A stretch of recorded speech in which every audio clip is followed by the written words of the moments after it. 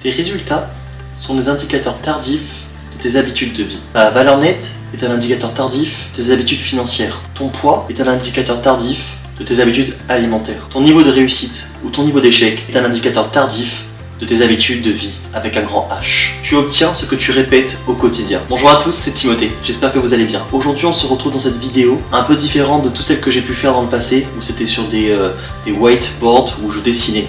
Aujourd'hui je fais une face cam pour pouvoir parler d'un sujet qui me tient à cœur, un sujet que j'apprécie et que j'ai découvert au travers d'un livre qui s'appelle Atomic Habits de James Clear. Et je veux juste partager avec vous quelques principes que je juge très pertinents. Et aujourd'hui si vous vous retrouvez sur cette vidéo, c'est que probablement dans votre vie, il y a des éléments qui ne vous plaisent pas.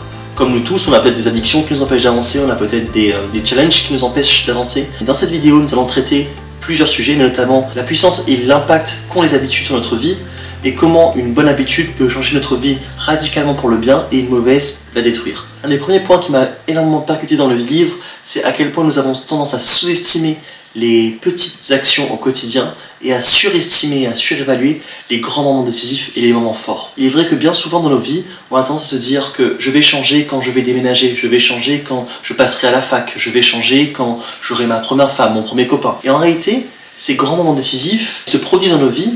Et effectivement, parfois, il arrive qu'on change quelques jours, quelques semaines, et pour les meilleurs, quelques mois. Mais très rapidement, on retombe dans une espèce d'engrenage qui nous ramène à nos anciennes habitudes et qui nous ramène à nos vieux démons, si je puis dire. On a du mal à réaliser à quel point les petites actions que l'on mène au quotidien disposent d'un impact beaucoup plus puissant sur notre vie que ces grands et ces fameux moments décisifs. Imaginons que nous soyons au 1er janvier 2024.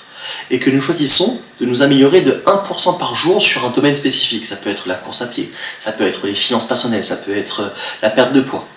En progressant d'un seul pourcent par jour, vous parviendrez à faire une progression entre le 1er janvier 2024 et le 31 décembre 2024 de 37 fois. En vous améliorant d'un seul pourcent par jour, vous pouvez devenir 37 fois meilleur comparé à votre situation initiale. Quand on comprend ça, on comprend une chose puissante. C'est que les habitudes sont à la réussite et au développement de soi, ce qui est l'intérêt composé aux finances personnelles. On comprend alors que les habitudes sont les intérêts composés de l'amélioration de soi. Einstein avait pour coutume d'appeler les intérêts composés la 8e merveille du monde. Quand on comprend le principe de l'intérêt composé, on comprend comment s'enrichir sur du long terme. Quand on comprend les principes de l'habitude, on comprend comment transformer sa vie de fond en comble, de A à Z, grâce à des habitudes, aussi petites soient-elles. Et effectivement, les petites améliorations sur des périodes courtes de 1 mois, 2 mois, 3 mois, 6 mois, on ne voit quasiment aucune différence entre celui qui a changé d'habitude et celui qui ne l'a pas fait. Par contre, c'est sur une vie entière ou sur des années entières qu'on peut voir une différence fondamentale. Donc laissez-moi prendre un tableau et vous dessiner pour que vous puissiez comprendre l'exemple. Pour expliquer un petit peu les habitudes, on va commencer à comprendre une fonction exponentielle. Ici c'est le facteur temps, ici c'est le facteur réussite ou résultat, parce que les résultats ne sont pas forcément des réussites, ça peut être aussi des résultats négatifs malheureusement dans les différentes habitudes. Les habitudes ont cette fonction, cette fameuse fonction, comme j'expliquais tout à l'heure, cette fonction exponentielle qui est parabolique et donc qui au premier temps, quand on commence des habitudes, on peut souvent avoir l'impression que ces fonctions, que cette habitude n'a pas forcément de grandes répercussions. Et c'est seulement au bout, on va dire que c'est par semestre, par exemple, 1 an, 2 ans, 3 ans, c'est au bout de 4 ans qu'on commence à avoir des résultats et que cette fonction prend une courbe parabolique. Et pourquoi on a tendance à pas vouloir, quand on comprend cela, pourquoi on a tendance à pas se hisser et se mettre coréen dans les bonnes habitudes? Parce que ça, en vert, c'est ce que produit les bonnes habitudes. En rouge, c'est ce que l'on attend et ce qu'on espère des bonnes habitudes. On a l'impression que quand on a commencé une bonne habitude, en quelques mois, on aura déjà une très grande différence par rapport à notre situation initiale. Or, il s'avère que cette fonction exponentielle, rappelons-le, au début a une notion de rien ne change, tout paraît identique. Sauf que plus le temps avance, plus cette habitude prend une proportion, une dimension que l'on n'aurait jamais pu imaginer. On comprend que le temps peut devenir notre allié ou notre ennemi. Pour vous rappeler à quel point ce ne sont pas les moments décisifs, mais plutôt la répétition quotidienne de bonnes habitudes qui change les choses, laissez-moi vous raconter une histoire. Imaginez un tailleur qui veut briser une roche en deux. Celui-ci va frapper plusieurs dizaines de fois un seul et même rocher. Au bout de 100 coups, toujours rien ne s'est produit. Et ce n'est qu'au 101e coup que le rocher finit par se briser en deux. Ce 101e coup, bien sûr qu'il le fallait pour que la roche puisse être fendue. Mais sans les 100 premiers coups initiaux, jamais cette roche n'aurait pu être fendue. Et donc ce qu'il faut comprendre, c'est que ces 100 premiers coups ont produit et ont créé ce que l'on appelle le potentiel latent. Il faut savoir que c'est grâce à ce potentiel latent et ces 100 coups qu'une nouvelle réalité a pu voir le jour. Il en est de même pour vos habitudes. Si aujourd'hui vous commencez à vous mettre au sport suite à cette vidéo, et que tous les jours vous allez commencer à faire 1 heure de sport. Ça va créer un potentiel latent pour un corps sportif, ça va créer un potentiel latent pour une transformation de votre état d'esprit. Et ce potentiel latent réside dans vos habitudes. Et c'est grâce à lui que vous êtes en mesure de créer une nouvelle réalité. Une réalité qui peut transformer considérablement votre vie. Aujourd'hui, les résultats qui sont le plus importants pour vous demanderont souvent le plus d'investissement et le plus de répétitions pour atteindre ce fameux plateau du potentiel latent. Et une fois que vous aurez atteint ce plateau du potentiel latent, les gens diront que tout ça, ça a été fait du jour au lendemain.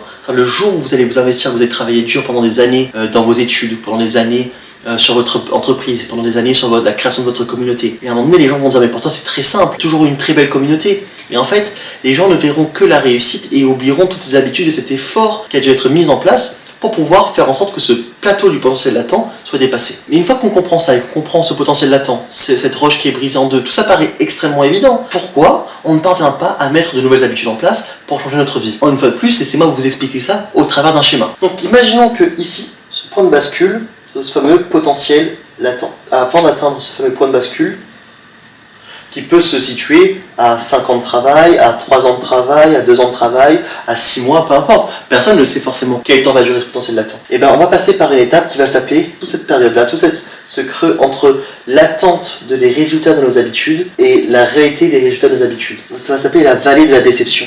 Et cette fameuse vallée de la déception, c'est à cette étape-là, c'est pendant toute cette partie-là que la majorité des gens vont abandonner. Et donc c'est pour cela que la majorité des gens ne vont jamais atteindre leur fameux potentiel latent. Et en fait, ce fameux potentiel latent, beaucoup de gens ne l'atteignent pas parce que beaucoup de gens ne traversent pas cette vallée de la déception avec réussite, avec brio. Une fois qu'on a compris cela, on a compris la fonction exponentielle de nos habitudes, les attentes inespérées de nos habitudes et qui finalement créent le décalage entre les deux, créent la fameuse vallée de la déception. Pourquoi devons-nous prendre de nouvelles habitudes? Il faut comprendre, la première raison pour laquelle il est important de prendre de nouvelles habitudes, c'est que les habitudes sont le moteur, sont le carburant de changement périn. Parce que non seulement les habitudes vont vous permettre d'atteindre des objectifs et vont vous permettre d'atteindre des réussites peut-être inespérées, mais ce qu'elles vont produire est beaucoup plus profond. Elles vont vous permettre de vous créer une nouvelle identité. Elles vont vous permettre de créer un nouveau vous. Il faut savoir que identité vient de 2 mots latins, essentitas qui signifie être et identitem qui veut dire plusieurs fois. Les 2 mots composés veulent littéralement dire votre être répété. Et c'est pour ça qu'on peut voir des gagnants de loto qui ont gagné des fortunes colossales et qui malheureusement redeviennent dans des situations de pauvreté. On peut voir des sportifs de haut niveau qui ont gagné des fortunes de plusieurs millions ou dizaines de millions d'euros redevenir fauchés 5 à 10 ans après la fin de leur carrière. Et à contrario, on peut voir des self-made men comme Donald Trump faire 3 fois faillite et reconstruire une fortune en repartant de zéro. Mais ce qu'il faut comprendre, c'est que ce qui forge le caractère, ce qui forge l'identité, ce sont les habitudes. Et ce n'est pas l'inverse, c'est pas l'identité qui forge les habitudes. Bien souvent, quand on a ce que l'on pense ne pas mériter, on a tendance à le perdre parce qu'on n'a pas les habitudes de vie qui nous permettent de nous convaincre nous-mêmes que nous sommes en mesure de mériter cela. Et donc le deuxième point qui est extrêmement crucial et important par rapport aux habitudes, c'est que les habitudes vous racontent une histoire. Une histoire en laquelle vous allez croire. Effectivement, imaginons qu'aujourd'hui, vous êtes en surpoids, vous ne faites pas ou très peu de sport, et que quand vous faites du sport, vous avez souvent mal au genou, vous avez mal au coude, vous avez mal au dos, vous allez souvent vous dire « le sport c'est pas fait pour moi ». Et comme je fais pas, je deviens de moins en moins bon, et donc on a souvent tendance à croire « effectivement, le sport n'est pas fait pour moi ». Et maintenant, il y a quelque chose d'autre qui va se produire, c'est que quand on va commencer à aller faire du sport, au début on va avoir mal, au début on va pas apprécier le moment. Et puis au bout de 5, 6, 7, 8, 10, 15 fois, on va peut-être commencer à pouvoir courir 2 km, 3 km, alors qu'à l'époque on en était incapable. Et on va se raconter une nouvelle histoire, et la nouvelle histoire est la suivante. Pendant des mois, j'ai pensé que le sport n'était pas pour moi, mais en fait, je suis pas si mauvais que ça. Et ça va commencer comme ça. En fait, je suis capable de courir 3 km. Et quand vous êtes capable de courir 3 km, vous allez être capable d'avoir confiance en vous pour peut-être aller aux 3 km 5. Et donc, à un moment donné, en courant 10 km sans vous arrêter, 50 minutes, vous dites en fait, moi je suis quand même assez sportif. Et au bout de 6 mois, 1 an, je sais pas, vous allez commencer à courir vos 10 km en 48 minutes, parce que vous avez un vrai programme. Cette répétition a envoyé un message à votre cerveau, c'est que je suis un sportif. Et ces deux points, se créer une nouvelle identité et se raconter une histoire, peut littéralement changer tout votre environnement et votre façon de vous voir et donc d'agir. Pour conclure ce point, vos habitudes peuvent littéralement changer votre vie, parce qu'elle va pas que changer vos circonstances, mais elle va changer qui vous êtes. Maintenant, une question demeure, c'est comment prendre de nouvelles habitudes, par recommencer. Et laissez-moi une fois de plus prendre mon tableau pour pouvoir vous expliquer un petit peu comment travailler ça. Donc, la première chose que vous devez vous poser comme question, c'est Qui est-ce que je veux être? Qui est-ce que je veux devenir? Qui je veux devenir? Je veux devenir quelqu'un de prospère, je veux devenir quelqu'un qui est libre dans ses finances. Le deuxième point est de commencer à lister toutes les actions que cette personne que vous souhaitez devenir a réalisées. Donc deuxième point, et là il faut vraiment essayer d'être le plus exhaustif possible. Un sportif, il prépare un programme, il va faire sa séance, il fait de la récupération. Un sportif s'étire, boit 2 litres d'eau par jour, ne fume pas, et vous listez vraiment toutes les actions. Puis, vous allez faire ce qu'on appelle la loi Pareto, donc ce fameux 20-80. Donc 20-80, c'est quoi? C'est que 20% de vos actions produisent 80% de vos résultats. Donc vous allez lister vos actions par ordre de résultats et de performance dans votre vie. Et par la suite, ce que je vous recommande de faire, c'est un programme d'habitude. Qu'est-ce que j'appelle un programme d'habitude? Inutile de commencer par 5, 10, 15, 20 habitudes en même temps. Ce qu'il faut simplement, c'est juste de faire une habitude par mois. Une habitude par mois, on peut se dire, moi qui souhaite créer du contenu sur internet et partager les choses que j'aime, le développement personnel, le développement de soi, la communication. Effectivement, ce que je peux faire, c'est comme habitude, c'est commencer à tourner des vidéos par exemple. Et donc le premier mois, je peux mettre comme habitude qu'il faut que je tourne 2 vidéos par semaine. Donc un programme d'habitude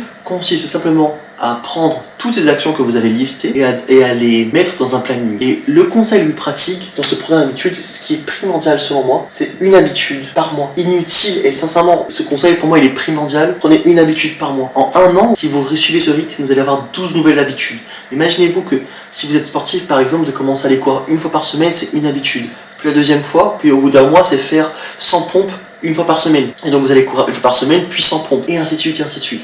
Et ce qu'il faut comprendre, c'est que pour qu'une habitude soit efficace et pour que l'histoire que vous vous racontez soit puissante sur vous, vous ne devez pas toujours tout cocher. Et même si cela paraît peu de prendre une seule habitude par mois, imaginez au bout d'un an la répercussion que ça pourrait avoir sur votre vie. Imaginez que vous ayez progressé dans 12 domaines différents, ne serait-ce que de 5%. Alors oui, en un an, vous ne serez pas totalement transformé, mais en 5 ans, vous serez méconnaissable par rapport à la personne que vous êtes aujourd'hui. Si tous ces conseils que je vous ai donnés, vous avez apprécié, si vous avez apprécié peut-être mon authenticité ou la vidéo, n'hésitez pas à mettre un like, à partager la vidéo, à mettre un commentaire, à me dire quel type d'habitude vous pensez prendre dans ces 12 habitudes, quelle personne vous souhaiteriez être. Et aussi n'hésitez pas à me dire un petit peu Timothée, j'aime beaucoup ce contenu mais j'aimerais que tu travailles plutôt là-dessus. Est-ce que tu pourrais accentuer sur ce point? Et avec grand plaisir je ferai une vidéo dans ce sens. Donc je vous dis encore un grand merci de rester jusqu'au bout pour tous ceux et celles qui sont restés jusqu'ici. On se dit à très bientôt pour une nouvelle vidéo. Gros bisous.